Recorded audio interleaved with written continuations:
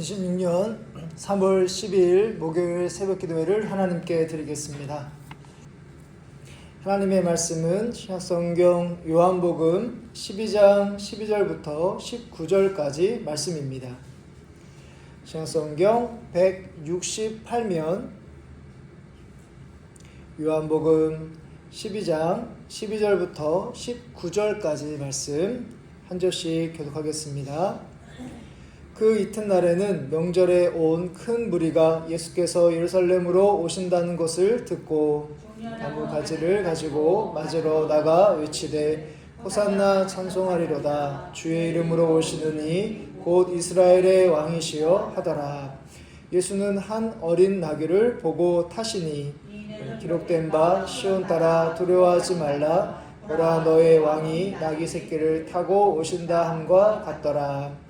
제자들은 처음에 이 일을 깨닫지 못하였다가 예수께서 영광을 얻으신 후에야 이것이 예수께 대하여 기록된 것임과 사람들이 예수께 이같이 한 것임이 생각났더라.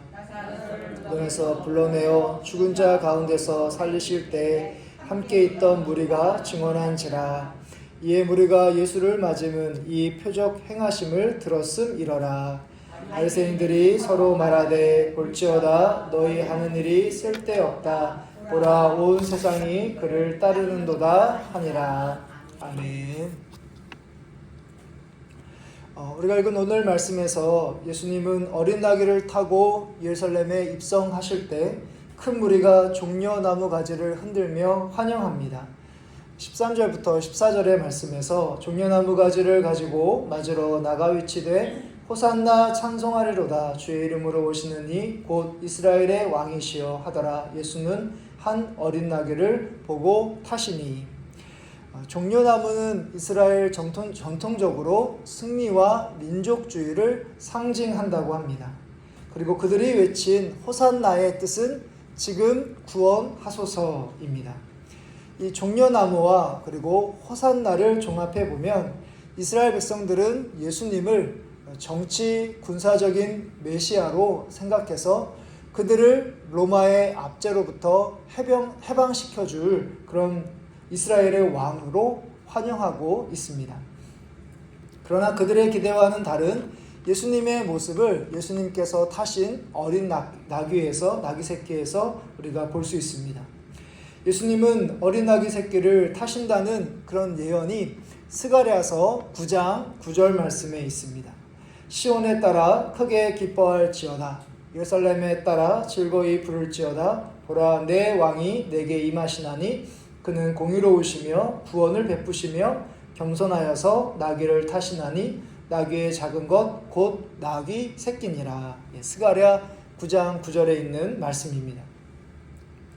이스라엘 백성은 예수님을 무력으로 전쟁을 통해서 로마로부터 해방시켜줄 분으로 기대했다면 정반대로 예수님께서는 나귀 새끼를 타심으로 겸손과 평화의 왕으로 죄와 사망으로부터 구원하시기 위하여 이 땅에 오셨던 것이죠. 예수님을 환영하며 맞이하는 이스라엘이 예수님을 통해 얻기 원하는 바가 있었던 것처럼 우리도 예수님을 믿을 때 바로 우리의 기대를 예수님에게 투영하곤 합니다. 예수님을 통해서 우리의 몸이 건강해지고 또 우리의 마음이 평안해지는 것, 또 평안을 얻기 위해서 또 경제적인 부분이 더 나아지기를 바라서 또 내게 있는 여러 가지 문제가 해결받기 위해서 이런 목적을 가지고 예수님을 믿는 경우가 많다는 것이죠. 물론 예수님께서 우리의 소원을 다 아시고 또 우리의 소원을 다 들어주실 능력이 있으신 분이시지만 예수님께서 이 땅에 오신 목적은 우리의 소원을 들어주기 위해서가 아니란 사실입니다. 우리의 힘으로 도저히 해결할 수 없는 그 죄의 문제, 죄로 인해서 죽을 수밖에 없는 사망으로 또 지옥으로 갈 수밖에 없는 우리들을 구원하시기 위해서 십자가를 통해서 우리에게 영원한 생명을 주시기 위해서 이 땅에 오셨고 오늘 말씀에서도 바로 십자가를 지시기 위하여 예루살렘으로 입성하고 계십니다.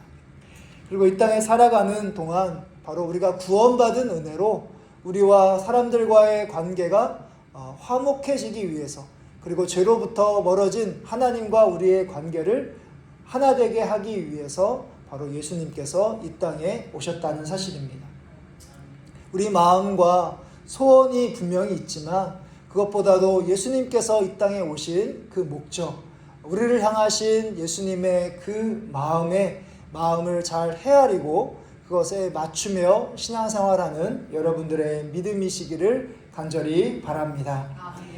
예수님이 예루살렘에 입성하시는 순간 제자들도 큰 무리처럼 그 모든 뜻을 알지 못하고 예수님께서 영광 받으신 후에야 그 모든 것을 깨닫게 됩니다.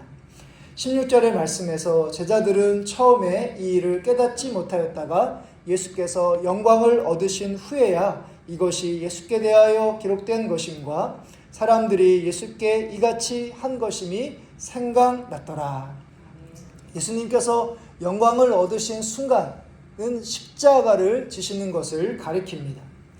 예수님은 십자가를 지시는 것이 하나님께 영광이 된다는 것을 잘 알고 계셨습니다. 그러나 제자들조차도 예수님이 나귀 새끼를 타시는 의미를 알지 못합니다. 오히려 그들은 큰 무리에 섞여서 같이 함께 호산나 찬송하리로다 하며 흥분의 도가니에 같이 함께 빠지고 말았던 것이죠. 예수님의 제자들임에도 이렇게 어리석고 무지할 수 있을까 생각하지만 이들은 예수님의 십자가를 경험한 후에 자기 십자가를 지고 겸손하게 복음을 열심히 전하는 사람들로 변화되었습니다. 그런 면에서 우리는 어떻게 보면 제자들보다 더 우둔한 사람들이 아닌가 그런 생각을 한번 해보게 됩니다.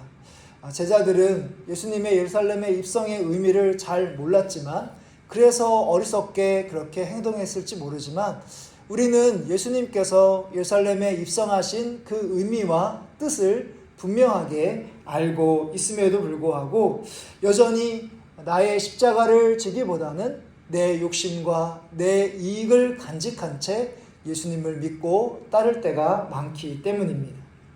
제자들이 나중에 깨닫고 변화되었던 것처럼 날마다 우리 자신이 얼마나 믿음이 연약하고 여전히 우리가 신실하지 못한지를 우리가 날마다 깨닫는 가운데 하나님께서 깨닫는 지혜를 주셔서 우리가 날마다 새로워지는 그런 은혜가 우리들 가운데 있기를 바랍니다.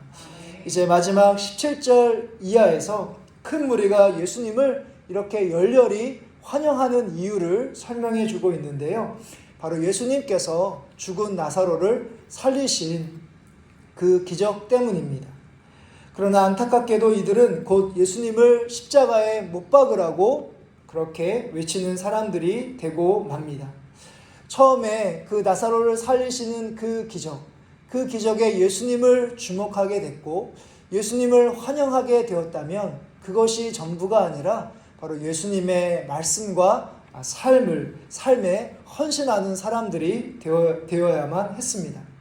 그러나 자신의 욕심을 예수님이 충족시켜주지 않자 바로 예수님을 버리고 떠나는 사람들이 되었다는 사실입니다.